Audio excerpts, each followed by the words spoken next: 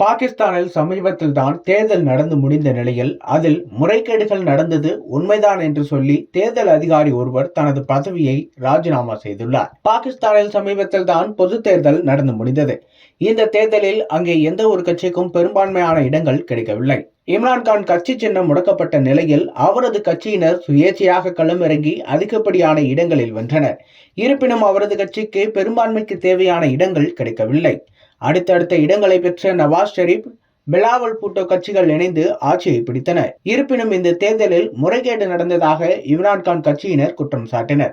இது தொடர்பாக அவர்கள் அந்நாட்டு சுப்ரீம் கோர்ட்டில் வழக்கும் தொடர்ந்தனர். இதற்கிடையே பாகிஸ்தானின் தலைமை தேர்தல் ஆணையரும் தலைமை நீதிபதியும் தேர்தல் வாக்கெடுப்பில் மோசடியில் ஈடுபட்டதாக பாகிஸ்தான் மூத்த தேர்தல் அதிகாரி ஒருவர் குற்றம் சாட்டினார்.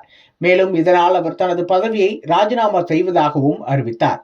ராவல்பிண்டி முன்னாள் கமிஷனர் லியாகத் அலி இந்த கருத்துக்களை கூறியுள்ளார். பாகிஸ்தான் தேர்தலில் முறைகேடு நடந்துள்ளதாக இம்ரான்கான் கட்சியினர் அந்நாடு முழுக்க பிரச்சாரத்தை ஆரம்பித்துள்ள நிலையில் லியாகத் அலி இந்த கருத்துக்களை கூறியுள்ளார். தேர்தலில் தோல்வியடைந்த வேட்பாளர்கள் பலரும் வெற்றி பெற்றதாக அறிவிக்கப்பட்டதாக லியாகத் அலி சத்தா தெரிவித்தார். மேலும் தொடர்ந்து அவர் பேசுகையில், இந்த தவறுகளால் எனது பதவியை நான் ராஜினாமா செய்கிறேன்.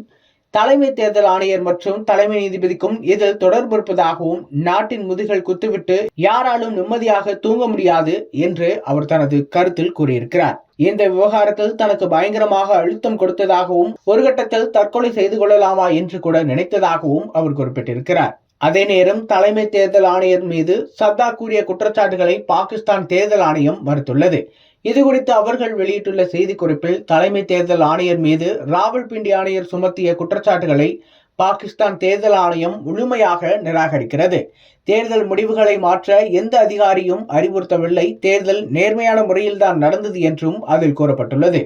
பாகிஸ்தான் நாட்டை பொறுத்தவரை அங்கு பிரதமராக இருந்தார் இம்ரான்கான் கடந்த 2022 பதவியை இழந்தார். அதன் பிறகு அங்கு தொடர்ந்து பல அரசியல் கட்சி குழப்பங்களும் பொருளாதார சிக்கல்களும் ஏற்பட்டன.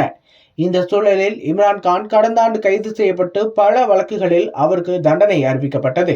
அந்த தண்டனை அறிவிப்பு வந்த கொஞ்ச காலத்திலேயே அரசு முன்கூட்டியே கலைக்கப்பட்டு தேர்தல் நடத்தப்பட்டதும் குறிப்பிடத்தக்கது.